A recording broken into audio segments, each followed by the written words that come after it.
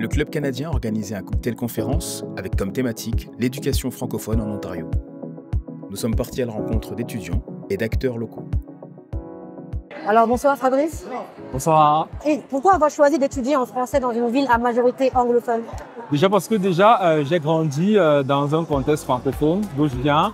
Et déjà, le choix d'avoir décidé de fréquenter dans une ville à majorité anglophone, en français, déjà c'est une plus-value pour moi parce que déjà, j'ai voulu perpétuer cet enseignement que j'ai déjà eu depuis le pays d'où je viens et vraiment continuer dans cette langue maternelle qui est le français. Selon vous, quels sont les avantages d'étudier en français en Ontario? Les avantages vraiment d'étudier en français en Ontario sont multiples. Déjà, ça permet déjà en fait d'avoir un vaste parcours déjà. Ça permet aussi de pouvoir s'ouvrir sur de nouvelles horizons, de pouvoir toucher plusieurs cibles, et les cibles anglaises et les cibles françaises. Déjà aussi, l'avantage de pouvoir se connecter à des communautés locales.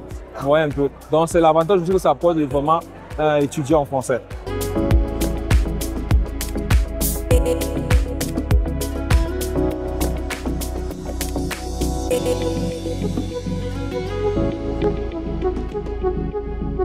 Alors bonsoir, est-ce que vous pouvez vous présenter pour les auditeurs de Choc FM s'il vous plaît? Oui, absolument. Michael Norris. Je suis francophile.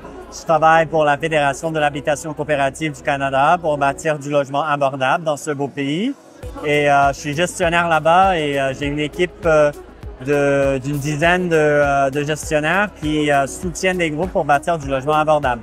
Super. Donc, est-ce que vous avez étudié dans une université francophone ou du coup anglophone? Anglophone.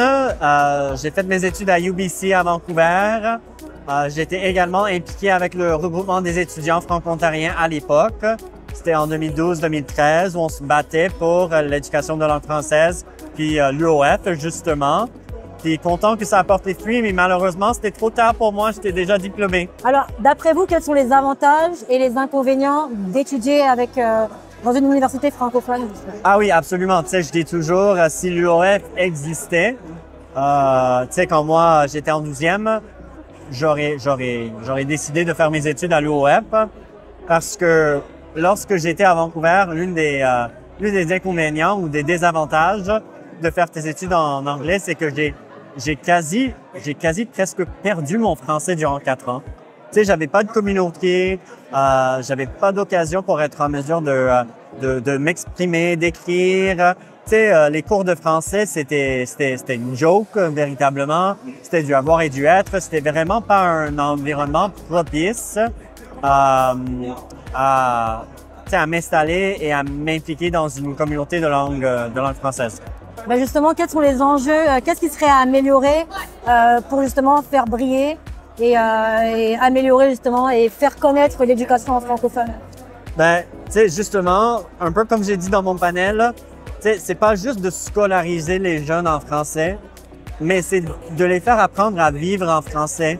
Qu'ils aient cette fierté-là d'être en mesure de se dire oui, je me lève chaque jour, j'y vais à l'école et je fais mes études en français. Pourquoi? Parce que c'est important à moi. C'est pas mes parents, right?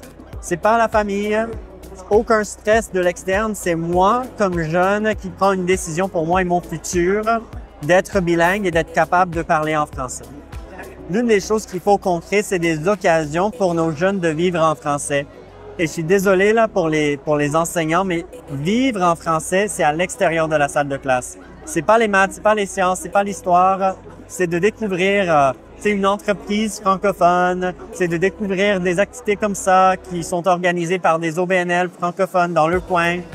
Et ça nous prend du transport pour être en mesure d'amener ces élèves-là dans ces environnements pour qu'ils puissent voir, mais il y a une communauté, elle est forte, puis il y a une vraie plus-value que je m'engage en français à étudier et à m'impliquer en français.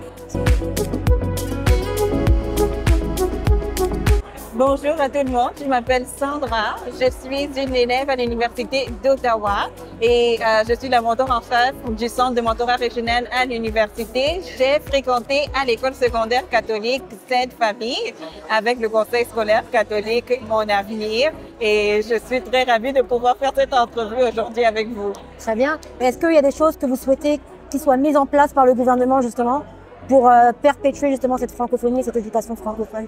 Moi, je dirais vraiment beaucoup plus promouvoir des activités en français. Parce qu'une fois qu'on sort de l'école ou bien d'une atmosphère en français, on se retrouve vraiment à être exposé dans un milieu beaucoup plus anglophone. Donc, s'il y a des activités parascolaires que les étudiants peuvent faire en français et que le gouvernement puisse promouvoir cela, donner des fonds à des organisations aussi qui encouragent des activités en français, ça pourrait beaucoup aider aussi.